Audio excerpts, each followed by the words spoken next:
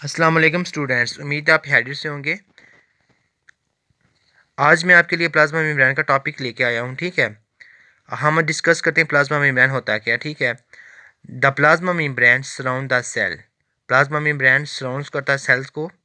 It enclose its cell protoplasm inside. ये enclose होता है इट्स सेल प्रोटोप्लाज्म के अंदर होता है। ये इनक्लोज करता है प्रोटोप्लाज्म को अंदर की तरफ। ठीक है, जो प्रोटोप्लाज्म होता है वो अंदर की तरफ होता है, वो इसे इनक्लोज करता है। All types of transport into and out of cell take place through plasma membrane। तमाम किस्में जो होती हैं ना ट्रांसपोर्ट की into and out of cell, cell के अंदर और बाहर की तरफ जो होती हैं ना इसकी किस्में, वो टेक्स हो जाती हैं थ्रू प्लाज्मा मेम्ब्रेन से। ठीक है, it provide mechanical support to the cell. ये मैकेनिकल सपोर्ट प्रोवाइड करता है किसको? सेल को। ठीक है, it is selectively permeable membrane. ठीक है, यहाँ पे ना मतलब कि ये मेम्ब्रेन का लिखा हुआ है, ये मैंने एज इट इज़ मतलब कि नोट किया था, तो इसमें मैंने करेक्शन किया। ठीक है, इसमें हम लिख से देते हैं, यहाँ पे क्या आएगा?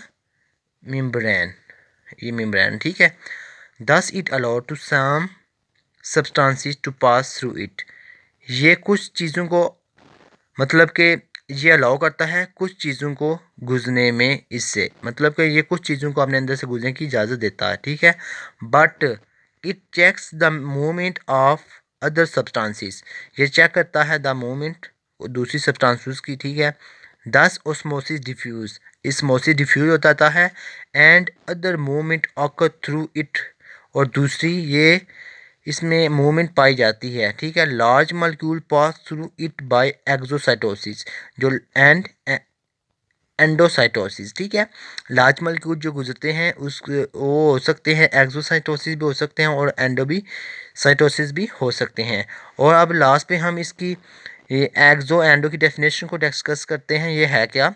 The bulk movement of material into the cell by formation of vesicle called endocytosis. ठीक है, इसको हम एंडोसाइटोसिस भी कहते हैं।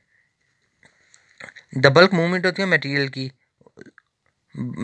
की, सेल बाय फॉर्मेशन करता है वीजल्स की। ठीक है, इसको हम एंडोसाइटोसिस कहते हैं।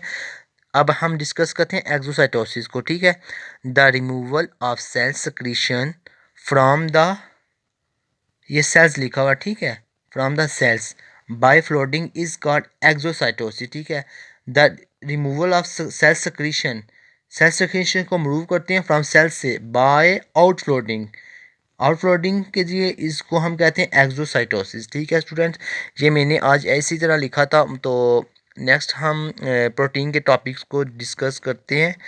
तो आज के लिए इतना ही काफ़ी। ठीक है, तो अगर किसी को कुछ समझ ना आए तो आप मुझे कमेंट सेक्शन में पूछ सकते हैं।